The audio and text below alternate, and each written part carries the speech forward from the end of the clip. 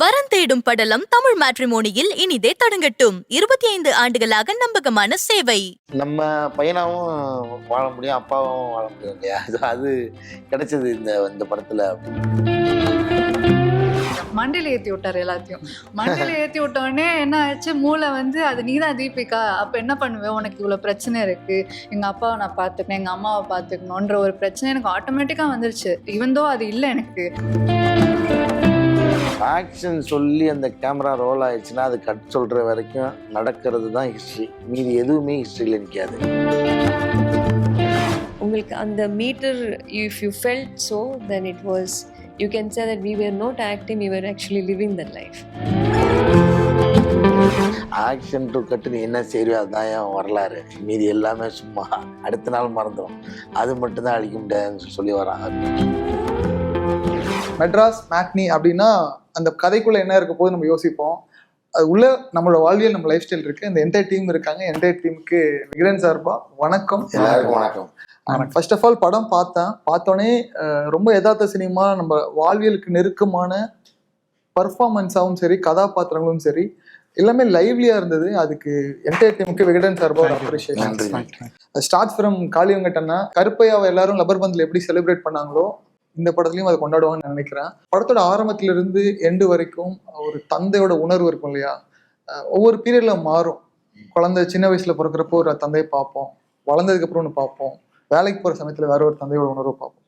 அது ரொம்ப யதார்த்தமா பிரதிபலிச்சிருந்தீங்க. எப்படி அது அது அந்த அந்த மேஜிக் எப்படி ஒரு பெர்ஃபார்மரா எப்படி நீங்க உங்களை வந்து மோல்ட் பண்ணிக்கிறீங்க? நம்ம இன்டென்ஷனாக பர்ஃபார்மராக மோல்ட் பண்ணிக்கணும் அப்படின்னு நினைக்கிறதுன்றதை தாண்டி ஒரு நரேட்டர் தான், ஒரு கதை சொல்லி டைரக்டர் அவர் இந்த கதாபாத்திரத்தை வடிவமைச்சிருக்கிற விதம் இருக்குல்ல, அது நமக்கு ரொம்ப லாவகமாக இருந்துச்சு இந்த படத்தில். ஏன்னா எனக்கு என்னோடய எக்ஸ்பீரியன்ஸில் நான் பார்த்த அப்பாக்கள், மிடில் கிளாஸ் அப்பாக்கள், நான் நிறைய மளிகைகளில் இருக்கும்போதும் சரி, இந்த வாட்டர் கேன் சப்ளை பண்ணும்போதும் சரி, முன்னாடி காய்கறி விற்கும்போது சரி, அது மாதிரி நிறைய மனிதர்களை சந்தித்ததில் அந்த மாதிரியான அப்பாக்களை நிறைய நான் கடந்து வந்திருக்கேன். அப்போது அதில் இருக்கிற யாரோ ஒரு அப்பாவோட உருவம் தான் இதுன்னு எனக்கு ரொம்ப நம்பகத்தன்மையோடு இருந்துச்சு இந்த ரைட்டிங். ஸோ அதுக்குள்ளே நம்ம ஃபிட் ஆகிறதுன்றது ரொம்ப ஈஸியாக இருந்தது. நம்ம அப்பாவை பார்த்துருக்கோம். ஸோ அப்பா அது நமக்கு ஒரு பெரிய, எப்படி சொல்கிறது, நடிகனாக இருக்கிறதுல ஒரு பெரிய வரம். எப்படின்னா நம்ம பையனாவும் வாழ முடியும், அப்பாவும் வாழ முடியும் இல்லையா? ஸோ அது கிடைச்சது இந்த படத்தில் அப்படின்னு சொல்லலாம். ஏன்னா ஒரு நீங்கள் சொன்ன மாதிரி இந்த குழந்தை பிறந்து கையில் வாங்கினதுலேருந்து அந்த குழந்தை வேலைக்கு போகிற வரைக்கும் இருக்கிற அந்த அப்பாவோட அந்த பிம்பம் இருக்கு இல்லையா, அவர் எங்கெல்லாம் என்னெல்லாம் ஸ்ட்ரகிள் ஆகிறாருன்னு ஒன்று இருக்கு இல்லையா, அது மாதிரி ரோல் கிடைக்கிறது ரொம்ப அபூர்வம். ஏன்னா கிடைக்கும். இப்போ நான் என்னோட ஏஜிங் பண்ணி என்னை நடிக்க வைக்கிறதுன்றது அது மாதிரி ரோல் கிடைக்கும். அது பெரிய விஷயம் கிடையாது. இப்போ இங்கேருந்து ஆரம்பித்து அங்கே வரைக்கும் இருக்குல்ல, இப்போ நான் ஒரு பிறந்த குழந்தையோட அப்பாவும் இருக்கிறேன், அது வேலைக்கு போகிறவோட அப்பாவும் இருக்குல்ல, இந்த டிரான்ஸ்ஃபர்மேஷன் கிடைக்கிறது எல்லா படத்துலையும் கிடைச்சிடாது. அந்த வகையில் இந்த படத்தில் நமக்கு அது கிடைச்சிது. அதை ஓரளவுக்கு அது உண்மையாக செய்ய ட்ரை பண்ணோம். அது வந்துடுச்சுன்னு நினைக்கிறேன். கமிங் டு ரோஷினி, இப்போ இந்த படத்துல பாக்குறப்போ ரோஷினி எல்லாரும் தன்னோட சிஸ்டரா, பர்சனல் சிஸ்டரா அவங்க லைஃப்ல இருப்பாங்க இல்லையா, அந்த மாதிரியான கதாபாத்திரத்தை கனெக்ட் பண்ணிப்பாங்க. எனக்கு இங்க ரோஷினியோட பெர்ஃபார்மன்ஸா, பைக் ஓட்டுற சீக்வன்ஸா இருக்கட்டும், பல ப்ரெஷர் இருக்கும். அந்த ப்ரெஷர் எல்லாம் அப்படியே மூஞ்சில் பிளாங்கா கொண்டு போய் டிராவல் பண்றது இருக்கு இல்லையா, ரொம்ப மெச்சோர்டான ஆக்டர்ஸ் பண்ற விஷயத்த பரவாயில்ல, வெரி பிகினிங்ல ரோஷினி இஸ் டூயிங் அப்படின்னு தோணுச்சு. Tell us about this film and the character. Thank you so much. இதை விட அழகான ஒரு காம்ப்ளிமெண்ட் எனக்கு ரொம்ப சந்தோஷமாக இருக்குது இப்படி கேட்குறதுக்கு நீங்கள் சொல்கிறது. நான் இந்த கேரக்டர் ஆக்சுவலாக இதுக்கு என்ன சொல்கிறது, இந்த வடிவமைச்சது காரணமே டைரக்டர் சார் தான். அவர்கிட்ட தான் ஆரம்பிப்பேன் எப்பொழுதுமே, எல்லாத்துலேயும் அவரை தான் வச்சு தான் நான் பேசுகிறேன். ஸோ இப்போ ஒரு பொண்ணு பைக் ஓட்டுறா அப்படின்றது ஈஸியாக எழுதிடலாம், பட் எங்கேருந்து ஆரம்பித்து அதை எங்கே போய் முடியுதுன்றது எல்லாமே அவரோட ரைட்டிங்கில் இருந்தது. எனக்கு அந்த பர்ஃபார்ம் பண்ணுறதுக்கான ரைட்டிங்கும் ஸ்கோப்பும் அவர் நிறைய எழுதி வச்சுருந்தார். ஸோ அந்த ஸ்பேஸ் எனக்கு கிடைச்சதுனால என்னால் அது பிரதிபலிச்சு அது ட்ரான்ஸ்ஃபர் ஆயிடுச்சு ஆக்சுவலாக ஸ்க்ரீனில். ஸோ எனக்கு இன்னொரு விஷயம் ஜென்ரலாக டேரக்டர் இப்படி பண்ணுங்க, இந்த இது இப்படி தான் ரியாக்ஷன் கொடுப்பாங்க அப்படின்னு எனக்கு கம்மியான எக்ஸ்பீரியன்ஸ் தான் ஃபிலிமில். ஸோ எனக்கு தெரிஞ்ச வரைக்கும், நான் கேட்ட வரைக்கும் இப்படி தான் பண்ணுவாங்க நானுமே நினச்சிட்டு இருந்தேன். இப்படி தான் நடிக்கணும், இவங்க இந்த டைமில் தான் வந்து நீங்கள் அந்த டயலாக் சொல்லணும்னு அந்த அளவுக்கு சொல்லுவாங்கன்றத நான் கேள்விப்பட்டிருக்கேன். ஸோ இவர் என்ன பண்ணாருன்னா, இந்த கேரக்டர் தீபிகா அப்படின்ற என்னோட பேக் ஸ்டோரி சொன்னார். எனக்கு என்னெல்லாம் என் ஃபீலிங் இருக்குது, எனக்கு என்னெல்லாம் ப்ரெஷர் இருக்குது, நான் என்ன மாதிரியான பேக்ரவுண்டில் வந்திருக்கேன்னு அதை தான் வந்து எனக்கு இன்புட் பண்ணிகிட்டே இருந்தார். நாட் தட் இந்த சீனில் இவ இப்படி உட்காந்து அழுவா, இல்லை அவள் வந்து ஸ்லவுச்சாக இருப்பா, அவள் ப்ரெஷர்டாக இருக்கா, எதுவுமே அவர் எதுவுமே சொல்லலை. எனக்கு என்ன ப்ரெஷர், எனக்கு மண்டையில் என்ன ஓடுது, இந்த மண்டையில் ஏற்றி விட்டார் எல்லாத்தையும். மண்டையில் ஏற்றி விட்டோடனே என்ன ஆச்சு, மூளை வந்து அது நீ தான் தீபிகா, அப்போ என்ன பண்ணுவேன், உனக்கு இவ்வளோ பிரச்சனை இருக்குது, எங்கள் அப்பாவை நான் பார்த்துக்கணும், எங்கள் அம்மாவை பார்த்துக்கணுன்ற ஒரு பிரச்சனை எனக்கு ஆட்டோமேட்டிக்காக வந்துருச்சு. ஈவன் தோ அது இல்லை எனக்கு, பட் இருந்தாலும் இவங்க தான் எங்கள் அப்பா அம்மான்ற மாதிரியே நான் ஒரு கட்டத்தில் வந்து ட்ராவல் பண்ண ஆரம்பிச்சிட்டேன். இன்னைக்கு காலைல கிளம்பி போகிறேன்னா இவங்க கூட போகிறேன், என் தம்பியோட சண்டை போட போகிறேன், அப்படி தான் இருந்தது. That was very natural. And அதுக்கு இன்னொரு காரணம் என் கூட நடித்த காளி சாரும் ஷெல்லி சேச்சி தான். அப்புறம் விஸ்வா என்னோட தம்பி. ஸோ அவங்க பயங்கரமாக பெர்ஃபார்ம் பண்ணாங்க. அவங்களோட கெமிஸ்ட்ரி வந்து ரொம்ப முக்கியம். சிப்ளிங்ஸ்க்கான கெமிஸ்ட்ரி வந்து அதுக்கு முக்கிய காரணம் அவனும் தான். ஏன்னா அவன் வந்து டக்குன்னு இப்படி இருந்தோட ஜெல் ஆகிட்ட ஒரு மேஜிக் நடந்தது எங்களுக்கு 2 பேர்த்துக்கும். ஸோ இந்த படத்தில் வந்து இருக்கிற கேரக்டர்லாம் உங்கள் வீட்டில் கண்டிப்பாக நீங்கள் பார்ப்பீங்க. கமிங் டு ஷெல்லி மேம், மலையாள படங்கள் நடிச்சிருது, இப்போது தமிழ் படம். இந்த கேரக்டரை பார்க்குறப்போ அது இவங்க எல்லாரும் கோத்ரூ பண்ண பெயினோட ஆக்சுவலி அந்த கேரக்டர் தான் நிறைய பெயின் கோத்ரூ பண்ணுதுன்ற ஒரு ஃபீல் இருந்தது. ஏன்னா எல்லாரோட லைஃப் ஸ்டைலையும் புரிஞ்சுக்கிட்டு அமைதியாகவே ஃப்ரம் த எண்டில் ஸ்டார்ட்லேருந்து எண்டு வரைக்கும் ஒரே மீட்டரில் இருக்கும். அந்த பெர்ஃபார்மன்ஸ் பற்றி சொல்லுங்கள். The meter is the clarity. If you have seen that, clarity, I got it from him. So if any actor, if we are actually, if we got clarity with what we are doing, we can give 100%. And we can start living the life. So I think, and of course, our family, like me and Kali Venkat sir, Vishwa, she, we all were like, it was a give and take policy, you know, and it was somehow we were not acting, we were living the life. If you felt it, it was so real. உங்களுக்கு அந்த pain இருந்து உங்களுக்கு அந்த metre, if you felt so, then it was, you can say that we were not acting, we were actually living that life. We were giving birth to the child, you know, the one which he wrote. So that clarity was there in the whole team. எனக்கு அதுதான் ஆச்சரியம். நீங்கள் வேறு இண்டஸ்ட்ரியிலேருந்து வந்திருக்கீங்க. So you passionate about cinema, producer as director அப்படிங்கிறது cinema மேலே ஒரு ஆழ்ந்த ஒரு லவ் இருந்தால் மட்டும்தான் அது வரும். அந்த காதல் ஒன்று இருக்கு இல்லையா? எஸ்பெஷலி கதாநாயகனா எனக்கு இவரை நீங்கள் ப்ளேஸ் பண்ணது ரொம்ப பெரிய விஷயமா ஃபீல் பண்ணேன். ரொம்ப பெரிய விஷயம்னா ரொம்ப ஹாப்பியான விஷயமா நான் பார்க்குறேன். இந்த கதாபாத்திரத்தை இவரை தாண்டி ரீப்ளேஸ் பண்ணுறது கஷ்டம். இப்போ நான் சொன்ன மாதிரி கருப்பையா கேரக்டர் ஆகட்டும், கார்கியா ஆகட்டும், ஒவ்வொரு எந்த படம் பண்ணாலும் அந்த கதாபாத்திரத்தில் அந்த கேரக்டர் ஆர்க்கில் ஒரு நேர்மை இருக்கும். அந்த ஆர்க்கை இவர் சொன்னதுக்கப்புறம் அவர் பெர்ஃபார்ம் பண்ணதை பற்றி சொல்லுங்க. ஒரு இடத்துல ஒரு பொண்ணுகிட்ட ஃபோன் பேசிட்டு ஃபோனை பாக்கெட்டில் வைக்கும்போது ஒரு கை நடுங்கும். அந்த ஷாட் வந்து எடுக்கும்போது நாங்கள் ரொம்ப பிஸி ரோட்டில் தான் ஷூட் பண்ணோம்.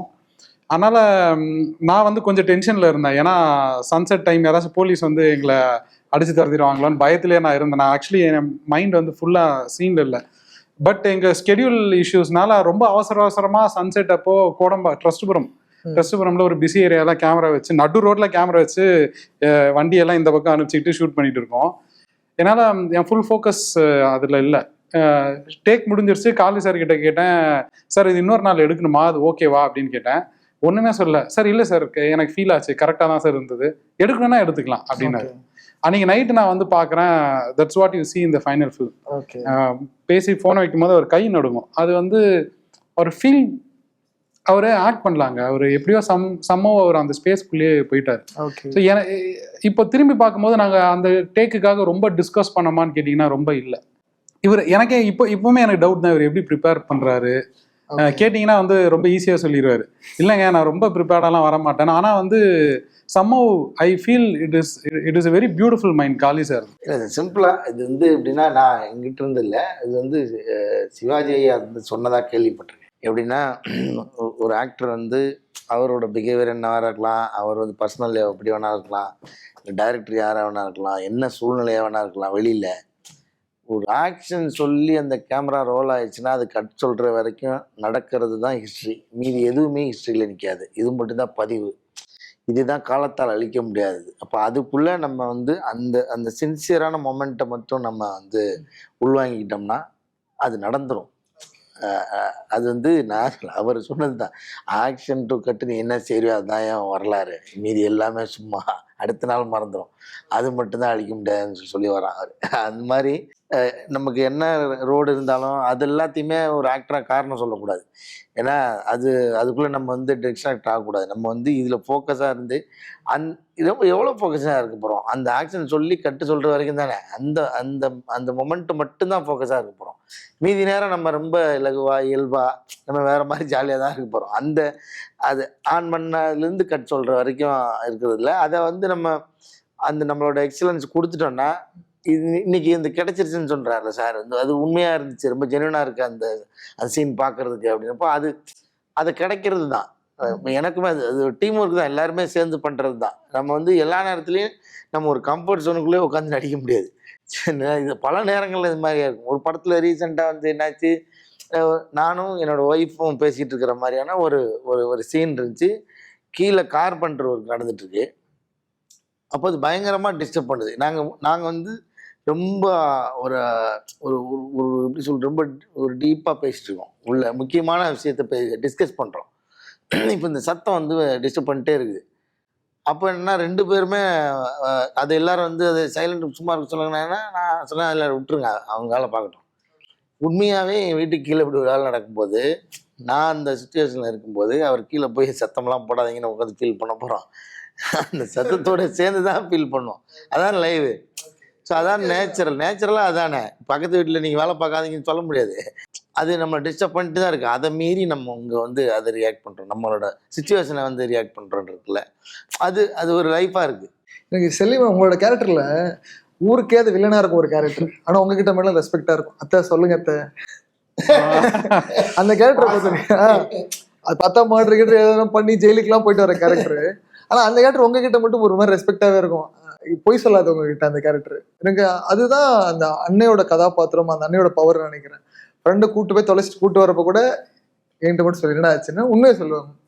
அந்த நேர்த்தி, அந்த கதாபாத்திரம் இருக்கு இல்லையா, அம்மாக்களுக்கு மட்டுமே தெரியும் யாரோட அன்பு, யார் பையன் கூட இருக்கான், யார் என்ன பண்ணுவாங்கன்ட்டு. இந்த நுவான்சஸ் இப்போ எனக்கு அந்த தினேஷ் கேரக்டர்கிட்ட நீங்க பேசின விதம் இருக்கு இல்லையா, ஒரு பெர்ஃபார்மரை தாண்டி ஒரு ரியாலிட்டி ஒன்று இருந்துச்சு. அந்த ரியாலிட்டி எப்படி பிடிக்கிறீங்க nuances, even though director explain பண்ணாலும்? Vishwa has done a very remarkable job. He was living the character. And again, this is what do you call, a reflection of what he is actually giving to me. That's why you could see that in a very real and a raw manner. And that's it. That's how. And you know, like, I am a mother. I can also sense, I have a son, and I know like who his friends are, and what is their meter, how he differentiates them. For some things he is against them, for some things he is for them. So these all perspective, like our real life, and real life la, I can relate so many things. This story is a real life story. So many things are not abstract. It is actually happening. So connecting the dots was easy. Roshini, இந்த மாடி sequence பத்தி பேசிடலாம். தம்பியோட கதாபாத்திரம், அக்கா தம்பி, நிறைய படங்கள் பார்த்துருக்கோம். அது மெலோ ட்ராமாட்டிக்கலா, ஓவர் ட்ராமாட்டிக்கலாவும் நிறைய சீன்ஸ்லாம் பார்த்துருக்கோம். அந்த சீன்ல ரொம்ப யதார்த்தம் ஒன்று இருந்தது. என்ன பிடிக்குமாடான்னு கேட்கறதா இருக்கட்டும், அந்த சீனா பெர்ஃபார்ம் பண்ணது இல்லையா, அந்த மொமெண்ட்டை பத்தி சொல்லுங்க. மொட்டை மாடி சீன் வந்து ஃபர்ஸ்ட் எனக்கு ஆடிஷன், அதாவது ஒரு லுக் டெஸ்ட் பண்ணலாம் அப்படின்னு கூப்பிடும் போது அந்த சீன் தான் கொடுத்தாங்க எனக்கு. ஸோ அந்த சீன் வந்து எனக்கு இன் அண்ட் அவுட்டாக மனப்படமாக தெரியும். ஆனால் இவர் எப்படின்னா, டெஸ்ட்டில் நான் போகிறேன் எல்லாம் மனப்பாடம் அடித்து நைட்லாம் எப்படியாவது நம்ம அதை கரெக்டாக யூஸ் பண்ணிடணும்னு சொல்லி தான் போகிறேன். அங்கே போயிட்டு நீங்கள் இப்படி டயலாக் ஃபாலோ பண்ண அவசியம் இல்லை, உங்களுக்கு என்ன தோணுதோ பேசுங்க அப்படின்னு சொல்லி தான் ஆரம்பித்ததே. ஃபஸ்ட்டு கொஞ்சம் எஸ்டேஷன் இருந்தது, எனக்கு விஷ்வா தெரியாது, நாங்கள் மீட் பண்ணதில்லை. அங்கே தான் நான் மீட் பண்ணுறேன் அந்த லுக் டெஸ்ட் அப்போ தான். இப்போ அவன் ஆனால் எடுத்தோடனே கம்ஃபர்டபுளாக போய் சேரில் போய் ஃபோன் இப்படி வச்சுக்கிட்டு அந்த வீட்டில் உட்காருவாங்களே பசங்க, அந்த மாதிரி போய் உட்காந்தோடனே எனக்குமே அது அப்படியே உள்ளே இறங்கிச்சு அந்த சீனில். ஓகே, நம்ம வீட்டில் இருக்கோம், நம்ம ஒரு அக்கா தம்பின்ற மாதிரி வைப் உடனே வந்து எனக்கு கனெக்ட் ஆச்சு. அது காரணம் வந்து விஷ்வா தான். எனக்கு தம்பி இல்லை, எனக்கு அண்ணன் தம்பி இருந்தால் ரொம்ப, எனக்கு அக்கா மட்டும் தான் இருக்காங்க. பட் நான் அதை வந்து அப்படி நான் ட்ரான்ஸ்ஃபர் பண்ணிக்கிட்டேன். எங்கள் அக்காவுக்கும் எனக்குமே வந்து பெரிய ஏஜ் கேப் இருக்குது. பட் அந்த ஒரு இப்போ 3 வயசு வித்தியாசம் உள்ள சிப்ளிங்க்கும் 6-7 வயசு வித்தியாசம் உள்ள சிப்ளிங்க்குமே வந்து ரிலேஷன்ஷிப் ரொம்பவே சேஞ்சஸ் இருக்கும். ஸோ அந்த மாதிரி எனக்கும் எங்கள் அக்காவுக்குமே அந்த மாதிரி நிறைய டிஃப்ரென்ஸ் இருக்குது. ஸோ இங்கே வந்து அந்த எங்கள் அக்கா ஃபீல் பண்ணால் எப்படி இருக்கும், அவங்க வந்து ஒரு யூஸ்வலான ஒரு சிஸ்டர்ஸ் எப்படி இருப்பாங்கன்ற மாதிரி அவங்க ஏங்கி இருந்தால் எப்படி இருக்கும்ன்றது தான் நான் வந்து அங்கே மென்டலாக நான் யோசிச்சு வச்சேன். எனக்கும் என் தம்பி வந்து பேசினா நல்லா இருக்குமே அப்படின்னு சொல்லி அவர் அது அப்படி ட்ரான்ஸ்ஃபர் ஆனதுதான் அந்த சீன் எனக்கு பர்சனலாக. சினிமாட்டோகிராஃபி பற்றி பேசிடலாம். Tell us about it. Anand நானும் ஷார்ட் ஃபிலிம் ஒன்று பண்ணோம் ஒன்றா, புறம்னு ஒரு ஷார்ட் ஃபிலிம் அரௌண்ட் 2021. ஸோ அப்போதுலேருந்து எனக்கும் ஆனந்துக்கும் நடுவில் ஒரு நல்ல பாண்டிங் இருந்தது. So we understand each other. அவர் எப்படி திங்க் பண்ணுறாருன்னு தெரியும், நான் எப்படி திங்க் பண்ணுறேன்னு அவருக்கு தெரியும். இந்த கதை ஃபஸ்ட்டு எழுதி நான் வந்து நானும் ஆனந்த் தான் அதை டிஸ்கஸ் பண்ணிக்கிட்டே இருந்தோம். ஸோ அவர் ஃபஸ்ட்லேருந்தே இதுக்கு இந்த படத்துக்குள்ளே தான் இருக்கார். ஸோ ஷூட்டிங் போகிறதுக்கு முன்னாடி ரொம்பவே தெளிவாக நாங்கள் ஃபஸ்ட்டு ப்ராடராக விஷுவல் கிராமர்னு ஒன்று எழுதிட்டோம். இப்போ ஃப்ளாஷ்பேக் போர்ஷன் இருக்குது, அது கொஞ்சம் டிஃப்ரெண்ட்டாக ஃபீல் ஆகிருக்கும். ஒரு 90s இதில் தான் இருக்கும். நிறைய லென்ஸ் ஃப்ளேர் இருக்கும் அதில். ஆனால் அது ஒரு பழைய ரஷ்யன் லென்ஸ், க்ளீனாக இருக்காது. நிறைய லென்ஸ் ஃப்ளேர் பயங்கரமாக அடிக்கும், ஆனால் அழகாக இருக்கும் பார்க்க. ஸோ ஃப்ளாஷ்பேக்கு இந்த மாதிரி லுக் அண்ட் ஃபீல், கரண்ட் சுச்சுவேஷனுக்கு இந்த மாதிரியான லுக் அண்ட் ஃபீல், அந்த நரேட்டர் போர்ஷனுக்கு இந்த மாதிரியான லுக் அண்ட் ஃபீல் நாங்கள் கலர் ஸ்கீமா லென்ஸ் உட்பட பிரித்து வச்சுட்டோம். இந்த என்டையர் நாலேஜ் வந்து கண்டிப்பாக ஆனந்துக்கு இருந்தது. அவருக்கு வந்து நான் என்ன பேசுகிறேன்னு அவருக்கு புரிஞ்சுது, அவர் என்ன பேசுகிறான்னு எனக்கு புரிஞ்சுது. ஸோ அது எங்களுக்குள்ள ஒரு நல்ல பாண்டிங் கண்டிப்பாக உண்டு. ஸோ லைக் செட் ஷூட்டுக்கு போகும்போதே நாங்கள் கிராமராக இப்படி தான் இருக்கணுன்றதுல ரொம்ப தெளிவாக இருந்துக்கிட்டோம். ரொம்ப கன்ஸ்ட்ரெயின்டாக தான் நாங்கள் ஷூட் பண்ணோம். இப்போது நான் சொன்ன மாதிரி எல்லா லொக்கேஷன்ஸும் நிஜ லொக்கேஷன்ஸ், ரியல் லொக்கேஷன்ஸ். நாங்கள் செட்டு ரொம்ப போடலை. ஸோ அதுக்குள்ளேயே நாங்கள் ஆப்ரேட் பண்ண கற்றுக்கிட்டோம். அது வந்து நல்ல உண்மையிலே ஒரு நல்ல விஷுவல் சென்ஸ் இருக்கிறவங்களால தான் வந்து ஒரு சிம்பிளிசிட்டியோடு ஆப்ரேட் பண்ண முடியும். இல்லைன்னா இன்டிமிடேட் ஆயிடுவாங்க. இல்லை லைட் பத்தல, இல்லை இடம் பார்க்க நல்லா இல்லை அப்படின்னு இன்டிமிடேட் ஆயிடுவாங்க. அவர் அந்த மாதிரி இன்டிமிடேட் ஆகல. நாங்கள் எல்லா சந்து பொந்து பாத்ரூம் எல்லாம் நீங்கள் பார்த்துருப்பீங்க, எல்லா இடத்துலையும் நாங்கள் கேமரா வச்சிட்டோம். வெப் சீரிஸ் அண்ட் சினிமா, இந்த கேரக்டர் ரோல் உங்கள் லைஃப் எப்படி மாற்றிருக்குன்னு நினைக்கிறீங்க? ஆடியன்ஸ் கொடுக்குற ரிசப்ஷன் எந்த மாதிரி, அவங்களோட பெர்ஸ்பெக்டிவ் என்னவா இருக்குது? என்னை பொறுத்த வரைக்கும் கேரக்டர் ரோல் அதோட ஸ்பேஸு அதை பற்றி நான் வந்து யோசிக்கிறதே இல்லை. தான் ஆமாம், அது இது டேரக்டர்கிட்ட சொன்ன பதில் மாதிரி இருக்கேன். அதெல்லாம் ஒன்றும் இல்லைங்க, நான் போய் நிற்பேன். இல்லை ஏன்னா எனக்கு வந்து நாசர் சார் ஒரு வாட்டி சொல்லியிருந்தாரு. அதுதான் நான் வந்து அது ரொம்ப முக்கியமான பாயிண்ட்டாக நினைக்கிறேன். எப்படின்னா நம்ம கேரக்டர் ரோல் நடிக்கும்போது சில இதில் வந்து நமக்கு வந்து நம்மளோட போர்ஷன் ரொம்ப கம்மியாக இருக்கும். அப்படின்னும் போது அது நம்ம சின்ன ரோல் அப்படின்னு சொல்லி நான் போட்டுருவோம். அவர் என்ன சொன்னார்னா, அது மாதிரிலாம் நம்ம அது சொல்ல வேண்டிய அவசியம் இல்லை. அந்த படத்தில் அவங்களுக்கு அவ்வளோதான் தேவைப்பட்டிருக்கு, அந்த ரோலோட ப்ரெசன்ஸ் அவ்வளோதான் தேவைப்பட்டிருக்கு. அதனால அது அவங்க கம்மியாக யூஸ் பண்ணிக்கிட்டாங்க. மற்றபடி சின்ன ரோல்னு ஒன்று கிடையவே கிடையாது. எல்லாமே எல்லா கேரக்டருக்கும் ஒரு லைஃப் இருக்குது. ஸோ அதை மட்டும் தான் நம்ம பண்ணோம். அது சின்னதாக பெருசாக பயன்படுத்துறது அவங்களோட பிரச்சனை அது அப்படின்னு சொல்லி சொன்னேன். ஸோ நான் அதை அப்படி தான் பார்க்குறேன். அதில் வந்து நீங்கள் வெப் சீரிஸ்ன்னு சொல்லும் போது இல்லை, அது நிறைய ஒவ்வொரு எபிசோட்லேயும் ஒரு கேரக்டர் வந்து அது தானே ஓன் பண்ணிக்கும், அந்த அந்த அந்த எபிசோடு ஓன் பண்ணிக்கும். ஸோ அந்த மாதிரியான ஸ்பேஸ் வெப் சீரிஸில் நிறைய கிடைக்கிது. போது இந்த படத்தில் வந்து எனக்கு நல்ல ஒரு ஃபுல் ஸ்பேஸ் கிடைச்சது வந்து ஒரு திருப்தியான விஷயமா இருந்தது. அப்புறம் இந்த கேரக்டராக எனக்கு பர்சனலாக ரொம்ப பிடிச்சிருந்தது. அப்புறம் வந்து நீங்கள் சொன்ன மாதிரி எல்லாரும் எழுதும்போது அந்த கேரக்டர் ரோலில் லிஸ்ட்டு போடும்போது நம்ம பேர் வந்துடுதுன்னு நினைக்கும் போது ரொம்ப சந்தோஷமாக இருக்குது. ஏன்னாக்கா ஒரு காலத்தில் இதுக்கு தான் நம்ம ஏங்கி இருந்திருப்போம், எங்கேயாவது ஒரு இடத்துல உள்ளே போய் சொருகிக்க மாட்டோமான்னு. ஸோ அவங்களே வந்து எழுதி அதை கூப்பிடும்போது நமக்கு வந்து ரொம்ப மகிழ்ச்சியாக இருக்குது. அது மாதிரி நிறையா ரோல்ஸும் பண்ணிகிட்டு இருக்கிறேன். இப்போ இந்த படத்துக்கு அஃப்கோர்ஸ் மெட்ராஸ் மேட்னியோட கதை நாயகன் காளி வெங்கட், இந்த சீட் எப்படி இருக்குது, இந்த ரோல் சந்தோஷம், இது கொடுக்க சந்தோஷம் எப்படி இருக்குது, அடுத்தது கதாநாயகனாக கன்வெர்ட் ஆகிற ப்ராசஸ் இருக்கா? இல்லை, நான் எப்படி சொல்கிறது, நான் தான் சொல்கிறேன்னே, நான் ஒரு 3 சீன் 4 சீன் நடித்தா கூட நான் என்னோடய ஏரியாவில் நான் அப்படி தான் ஃபீல் பண்ணிக்குவேன். நான் பண்ணுற சீன்ஸ்லாம் அது ஏன் சீன், அது நான் என்னோடது தான் நான் ஃபீல் பண்ணிக்குவேன். அதனால் எனக்கு இது பெரிய சர்ப்ரைஸ்லாம் இல்லை. அப்புறம் இது நான் மட்டும் கிடையாது, இதில் நீங்கள் பார்த்துருப்பீங்க, படம் பார்த்துட்டீங்க, எல்லா கேரக்டர்ஸோட சப்போர்ட்டிங்கில் தான் இது வந்து நடக்கும். மெயின் லீடுன்றது பார்த்தாலே ஒரு 3-4 பேர் இருக்கும். அதுக்குள்ளே இது முக்கியமான உங்களுக்கு கனெக்டான ஒரு கதாபாத்திரம். அதனால் நம்ம வந்து அப்படி சொல்கிறோம். அப்படி கதாநாயகன் அப்படின்லாம் ஒன்றும் எனக்கு தெரில. அந்த மாதிரி எந்த ஐடியாவும் இல்லை இது வரைக்கும். நம்மளோட கெப்பாசிட்டி எனக்கு தெரியும். ஏன்னா நமக்கு தகுந்த மாதிரி இல்லை, நம்ம கூப்பிட்ற ரோல் அது நமக்கு தகுந்த மாதிரி இருந்தால் மட்டும் தான் கூப்பிடுவாங்க. அந்த ரோலுக்கு தகுந்த மாதிரி நான் இருந்தால் கூப்பிடுவாங்க. அப்படி தான் நடக்கும். அதனால அந்த மாதிரி அந்த கோல்லாம் இல்லை எனக்கு. கதாநாயகனாக ஆகி நம்ம அங்கே போய் அடுத்து போகலாம் அந்த ஸ்கெட்ச் எதுவுமே என்கிட்ட இல்லை. எனக்கு இந்த இடமே பெரிய சர்ப்ரைஸான ஒரு எலமெண்ட்டாக தான் நான் பார்க்குறேன். எனக்கு இது நான் எக்ஸ்பெக்ட் பண்ணி நான் கோல் வச்சு வந்ததில்லை. அப்போ இது மாதிரியான இன்னும் எவ்வளோ சர்ப்ரைஸ் எலமெண்ட் இருக்கும் இதுக்கு பின்னாடி. நம்ம ஒரு கோல் வச்சுட்டு நம்ம அப்படி கதாநாயகன் அப்படிலாம் யோசிக்கலாம்.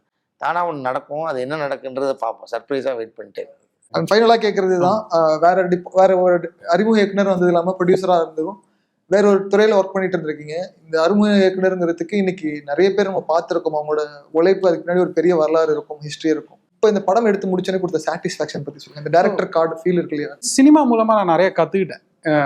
மற்ற கல்ச்சர், ஹிஸ்ட்ரி எல்லாமே நான் சினிமா மூலமாக தான் கற்றுக்கிட்டேன். இப்போ நான் பேசுகிற இங்கிலீஷே நாங்கள் ஏரியாவில் பேசுகிற இங்கிலீஷ் இல்லை.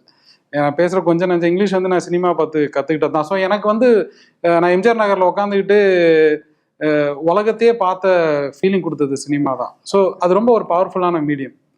எப்படியாச்சும் ஒரு படமாச்சும் எடுக்கணுன்ற டிரைவ் இந்த 15 இயர்ஸுமே இருந்தது. ஓகே. எப்போவாச்சும் ஒரு டைம் எனக்கு எப்போ கரெக்டாக இருக்கோ அதை எடுக்கணுன்ற டிரைவ் இருந்தது. 2022 சொன்ன மாதிரி புறம்னு ஒரு ஷார்ட் ஃபிலிம் எடுத்தேன். அது ஒரு புறநானூறு போயமை ஒரு ஷார்ட் ஃபிலிமாக விஷுவலைஸ் பண்ணி எடுத்த ஷார்ட் ஃபிலிம். நான் கொஞ்சம் யூஎஸில் ஃபிலிம் ஃபெஸ்டிவல்லாம் வின் பண்ணிச்சு. அதுக்கப்புறமா ஃபிலிம் கம்பேனியன் சவுத்தில் தான் அது ரிலீஸ் பண்ணாங்க. ஸோ அந்த படம் மூலமாக நான் என்ன நோட் பண்ணேன்னா, நீங்கள் ஏதாச்சும் மீனிங்ஃபுல்லாக பண்ணீங்கன்னா, இப்போ புறநானூறுன்றது அந்த காலத்து லிட்ரேச்சர், அது விஷுவலைஸ் யாருமே பண்ணலை. ஸோ அந்த விஷுவலைஸ் பண்ண உடனே எல்லாரும் என்னை சப்போர்ட் பண்ண ஆரம்பிச்சிட்டாங்க. ஸோ எனக்கு என்ன அதுலேருந்து லெசன்னா, மீனிங்ஃபுல்லாக எது பண்ணாலுமே மக்கள் கண்டிப்பாக சப்போர்ட் பண்ணுவாங்க. மக்கள் கூட இருக்கவங்க எல்லாருமே சப்போர்ட் பண்ணுவாங்க. இப்போ நார்சிஸ்டிக்காக நான் டேரக்டர் ஆகணும் அப்படின்னு நான் எடுக்கிறதுக்கும் ஏதாச்சும் அர்த்தம் இல்லாமல் நான் பண்ணுறதுக்கும் எக்கச்சக்க டிஃப்ரென்ஸ் இருக்குது எனக்குள்ளேயே, நான் சொல்கிறேன். ஸோ அந்த மாதிரி என்ன பண்ணணும்னு யோசிக்க போகும்போது எனக்கு சொல்லப்படாத பட் சொல்லப்பட வேண்டிய கதையாக நம்ம ஊர் மக்களோட கதை தான் எனக்கு தோணுச்சு. ஸோ அப்படி தான் மெட்ராஸ் மேட்னி வந்துச்சு. ஸோ எனக்குள்ளே எங்கேயோ ஒரு இடத்துல ஒரு படமாசம் எடுக்கணுன்ற டிரைவ் இருந்தது. அது பட் சாய்ஸாக வந்தது மீனிங்ஃபுல்லாக இருக்கணும்னு நான் யோசித்தேன். அது இந்த படம் மூலமாக வந்தது. ஸோ இதை நானே ப்ரொடியூஸ் பண்ணிக்கிறது பெட்டர்னு நான் நினச்சேன். மற்றவங்கள தொல்லை பண்ணாமல் இருக்கணும். சரி, ரிசல்ட் வந்ததுக்கப்புறம் பார்ப்போம் அப்படின்னு. டீமா சேர்ந்து உழைக்கிறப்போ அதோட ஃபீலே வேறன்னு, அந்த ஃபீல் தான் பண்ணி கொடுத்த ஆன்சர்ஸ்ல இருந்துச்சு. என்டையர் டீமுக்கு விகடன் சார்பா வாழ்த்துக்கள். நன்றி பிரதர். அண்ட் காளியங்கட்டான ரோஷினி அண்ட் ஷெலி மேம், உங்களோட ஜேர்னி பார்த்துட்டே இருக்கும். எல்லாருமே பார்க்குறாங்க, எல்லாருமே அப்சர்வ் பண்றாங்க. அது ரொம்ப நெருக்கமா கனெக்ட் பண்ணிக்கூடிய பர்சனாலிட்டிஸ் நீங்க எல்லாருமே. அதுக்கு விகடன் சார்பா வாழ்த்து. Thank you brother. தேங்க்யூ. மகன் மகளுக்கு வரன் தேடுறீங்களா? கவலைய விடுங்க. உங்களுக்காகவே நம்பகமான வரன் பார்க்கும் சேவையை 25 ஆண்டுகளுக்கும் மேலாக செய்து வருகிறது தமிழ் மேட்ரிமோனி. இப்பவே ரெஜிஸ்டர் பண்ணுங்க.